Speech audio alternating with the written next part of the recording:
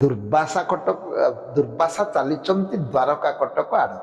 ଠିକ ଏହି ସମୟରେ ଯାଦବ ବାଳକ ମାନେ ଗୋଚାରଣ କରିବା ସମୟରେ ଲକ୍ଷ୍ୟ ପଡ଼ିଗଲା ମୁନିଶ୍ରେଷ୍ଠ ଦୁର୍ବାସାଙ୍କ ଉପରେ।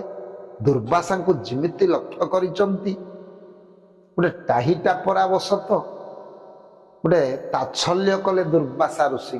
ଆଜି ସାଧୁ ମହାତ୍ମା ମାନଙ୍କୁ ଦେଖି ଯଦି ଆଜିକାଲିର ପିଲାମାନେ ତାଚ୍ଛଲ୍ୟ କରିବେ ସେଟା କରିବା କେବେ ଉଚିତ ନୁହେଁ।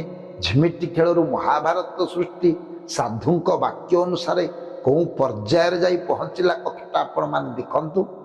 ଏ ଯାଦବ ବାଳକ ମାନେ ଟାହିଟା ପରାବସ୍ତ କଲେ କଣ ନା ଶାମ୍ବକୁ ନାରୀ ବେଶ କରି ଉଦରେ ଲୌହ ପାତ୍ର ଭରି। ଯାଦବ ବାଳକ ଶାମ୍ବକୁ କଣ କରିଛନ୍ତି